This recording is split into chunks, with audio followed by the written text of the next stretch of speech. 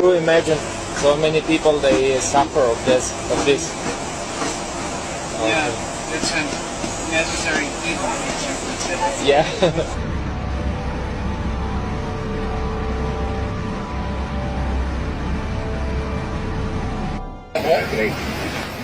About the chemtrail generator. Oh. Let's make sure that thing's working. We'll check this out. I got it. Oh, look at that. They're working. They're working. You can see the chemtrails coming out of the engines here. Look at that. I'm dying to take a picture. Oh, that's cool. My neighbor, you got it. So chemtrail gen, I'm doing a video. Chemtrail generators are on. And yeah, there it is. Look, you can see them. Oh, hey, that's awesome. It's working.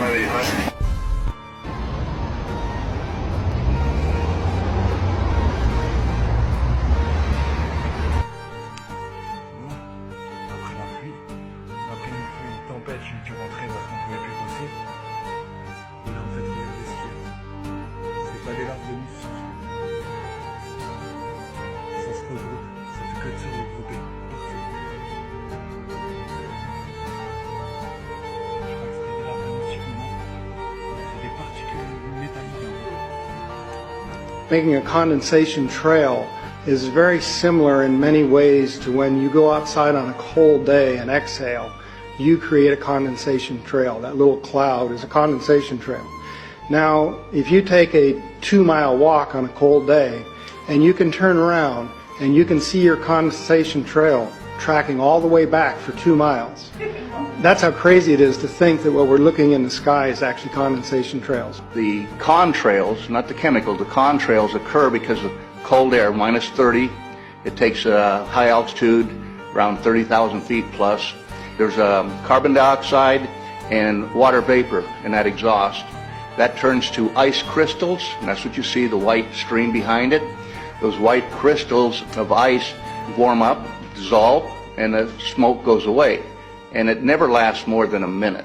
What we're seeing now, and I first could not believe it, and I started looking at the skies, and these are not normal. They're not natural. There's something going on. I don't know who it is or why they're doing it. All I can testify is it's not natural and it's not normal. It's got to be some outside influence doing that. Thank you. I'm here to give you testimony that chemtrails, they're not contrails, are indeed real. They're spraying almost every day. I watch the clouds and watch the spraying program going on. I want to tell you that we're in very great danger from the pollution that's coming down over us. And we've been led astray by the military-industrial complex, and they're responsible for the cloud's creation and weather manipulation programs. They're dark operations. That's why they're not out in the media. I look around and I see people are starting to look up and see this. Many times I've spoken about chemtrails, and I get this blank look on my face. What are you talking about? I'm saying, look up. As a pilot, before I fly, I look up. And so, boy, they're really out there working. When you look up at the sun and you see a white haze, that is aluminum floating in the air right now, and it's coming from the aircraft. There's a huge amount of aluminum being found because these sprays have aluminum, strontium, barium, manganese. And there's a lot of argument that aluminum is very common to be found. But aluminum is only common in a bonded form. It's not common in a free form, and we're finding high rates of free aluminum in the soil, which is not natural. The metal compounds that are being used are environmentally dangerous. We need to be monitoring them. We need to be testing them. Okay, these previous guys, I've watched exactly what they do, and yes, they are correct. I've seen exactly the same stuff, so ditto marks on those. You want some figures? Okay, latest water test, tested the rain.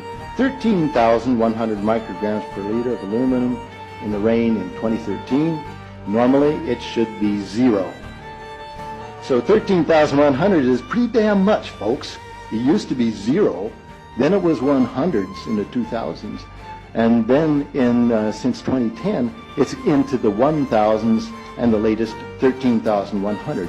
In the snow on Mount Shasta, pristine Mount Shasta, 61,000 micrograms per liter, 4 times the amount that is found in the soil up there.